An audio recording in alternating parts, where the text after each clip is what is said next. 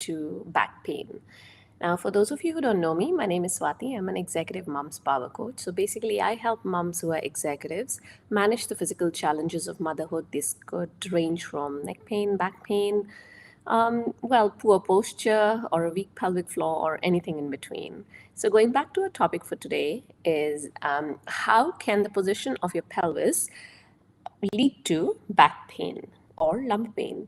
So let's get into what exactly is a pelvis.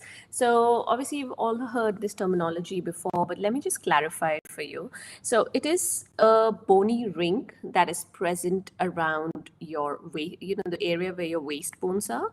So it is the connection between the trunk, upper body, and the legs, that is your lower body. So it's that bony ring in between. So if you look at the back of a person, this spine comes and attaches right in the middle of that bony ring, and does of course the back has a very close connection to the pelvis.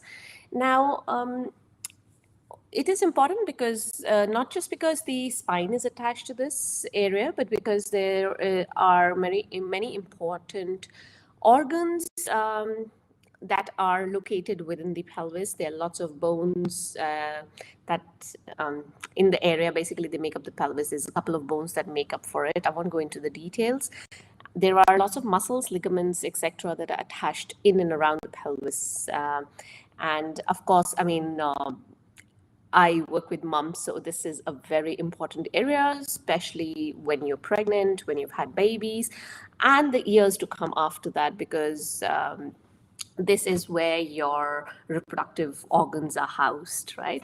So anyway, we're not getting into that. So more on back pain. So if you are standing and you look at yourself in a mirror, if you look at, suppose you're wearing a belt, and you look at the buckle of your belt, which is in the front portion, just below your belly button, and if you look at the back of the belt, so observe these 2 points, the back of the belt and the buckle of your belt.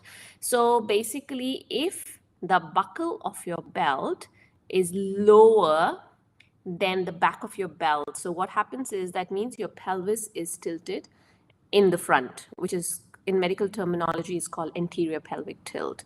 So if you ever go to a doctor or a physiotherapist or a chiro and they tell you you have an anterior pelvic tilt, this in simple terminology, this is what it means, that basically your pelvis is tilted forward. So imagine like a cup of water and it is tilting forwards, right?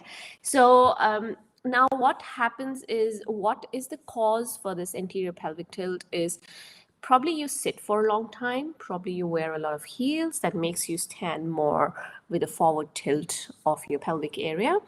Now what happens is the effects, I won't get into the causes so much, but one of the main effects of an anterior pelvic tilt is your lumbar curve, that is the curvature you have in your lower back, which is a normal thing, it gets exaggerated. So you have an excessive curve in your lumbar spine. So obviously there's a lot of stress on your lumbar spine, which can translate to then lumbar pain. Now, another thing is, I'm just referring to my notes here. Another thing is that you will have tightness in the front of your hips, and you will have you'll have weakness in your gluteal muscles, right? So you'll have a lot of muscular imbalance if you're looking at your abdominals, your hamstrings, your glutes, your core muscles. So all this will lead to back pain. Now, this could also, the anterior pelvic tilt is also seen in people who have a lot of abdominal fat or those who are pregnant and obviously they have a growing belly. So their pelvis tends to tilt anteriorly due to the weight. Now, you might say that, okay, if your pelvis can tilt forwards, why can't it tilt backwards? So again, going back to that side position, you're looking at the back of your belt, you're looking at the buckle of your belt. Now, if the buckle of your belt is higher and the back of the belt is lower, that's a posterior pelvic tilt. So basically your pelvis is tilted backwards, but this is not as common. It can lead to a flat back and it can lead to back problems, but the anterior, that is a forward tilted pelvis, is a more common scenario in the population.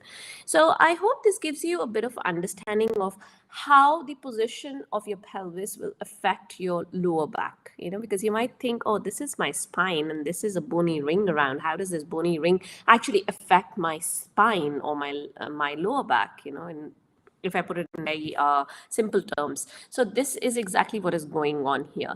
And of course, there are solutions to this. There's a lot of postural correction that goes into it, a lot of muscular retraining that goes into it, core muscle exercises, stretches, strengthening, etc., etc. If you are interested in learning more of these exercises, or more about how to maintain and achieve and maintain a good posture, you can pop into my free community, and I will leave a link to it in the description below. For those of you watching me on Instagram, the link is in my bio. So if you click on there, you'll see the My Community tab, and you can join that and see if you can get some benefit of these exercises. Alrighty, guys, I'll see you next time. I hope this was helpful to you.